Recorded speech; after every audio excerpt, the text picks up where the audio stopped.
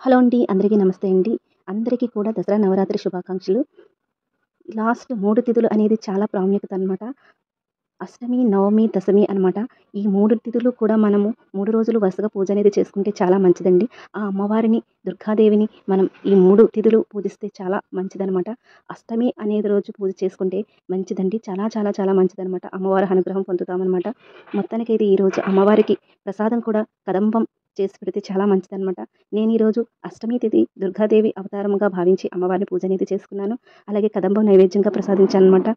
ఎప్పుడు కూడా అసలు పువ్వులనే ఉండేవండి. అలాంటిది పువ్వులనేది మార్కెట్‌లో రేట్ అనేది చాలా బాగా ఎక్కువ హెవీగా అయిందనమాట. రేట్ అనేది చాలా బాగా పెరిగిపోయిందనమాట. అందుకే ఉన్న వాటితోనే నేను చేసుకున్నాననమాట అండి. ఇంటి దగ్గరే కుంకుమార్చన అనేది కూడా చేసుకుంటున్నాననమాట. కుంకుమ పూజ కూడా ఇంటి దగ్గరే చేసుకుంటున్నానండి. అలాగే అష్టమి, నవమి, దశమి ఈ 3 రోజులు కనీసం నిమ్మకాయలు మనం అమ్మవారి ఫోటో దగ్గర పెట్టి పూజిస్తే చాలా మంచిదనమాట. అవి 3 రోజులు పూజలో ఉంటాయి కాబట్టి మనకి ఇంటి గుమ్మానికి పసుపు క్లాత్‌లో వేసి కట్టుకోవచ్చు. లేదు అంటే మాలగా గుచ్చి గుమ్మానికి కట్టుకోవచ్చనమాట అండి. నేను ఈరోజు కదంబ నైవేద్యం చేశానన్నాను కదండీ! చాలా సింపుల్‌గా చేసుకోవచ్చనమాట. అమ్మవారికి ఇలా కదంబం మనం చేసి పెడితే చాలా మంచిదనమాట అండి. నిన్న సరస్వతీదేవి పూజ అనేది మా బాబు చేత చేయించాననమాట. ఇవాళ అష్టమి దుర్గాదేవి అవతారం కాబట్టి నేనే కుంకుమార్చన ఇంట్లో చేసుకున్నాననమాట అండి. అలాగే స్వయంగా ఇంటిలో ఉన్న వాటితోనే కదంబం అనేది నైవేద్యంగా చేసి నివేదించాను అమ్మవారికి. ఈ కూరగాయలతో చేసే కదంబం అనేది అమ్మవారికి చాలా ఇష్టమటండి. స్వయంగా మనం చేతులతో చేసి పెడితే చాలా మంచిది కదా! అలాగే చేశాననమాట. అలాగే నవరాత్రులు ఎవరైతే చేస్తున్నారో అమ్మవారికి కంపల్సరీగా పొద్దున్న, సాయంత్రం కూడా అమ్మవారికి ధూపం అనేది వెయ్యాలనమాట అండి. అలాగే నేను పొద్దుట పూజ చేసిన తర్వాత, సాయంత్రం పూజ చేసిన తర్వాత కూడా అమ్మవారికి నేను ధూపం అనేది కంపల్సరీగా వేసుకునేదాన్ననమాట. అలాగే మొత్తానికైతే అమ్మవారి అష్టోత్తరము ఇవన్నీ చదువుకునేదాన్ని.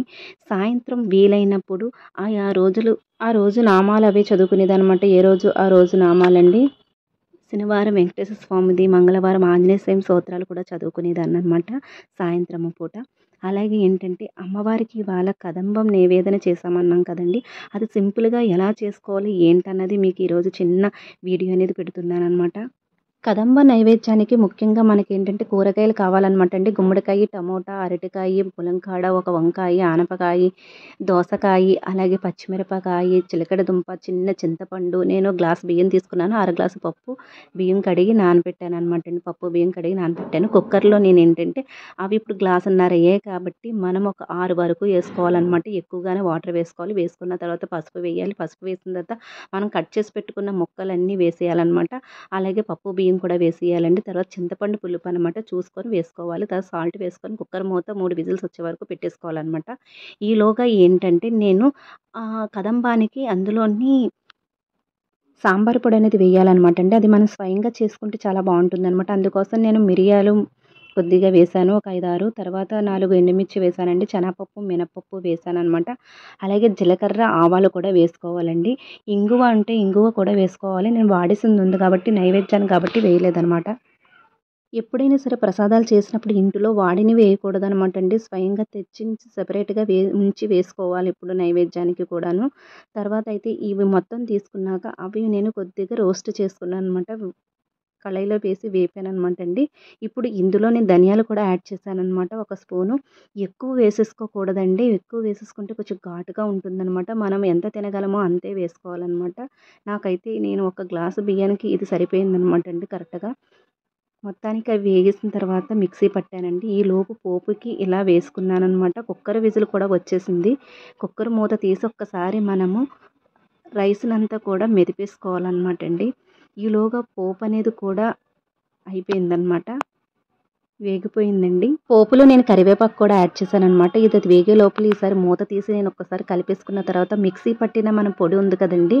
ఆ పొడి కూడా సాంబార్ పొడి కూడా ఇందులో వేసేసాననమాట. వేసేసి మొత్తం కలిపేసాననమాట అండి.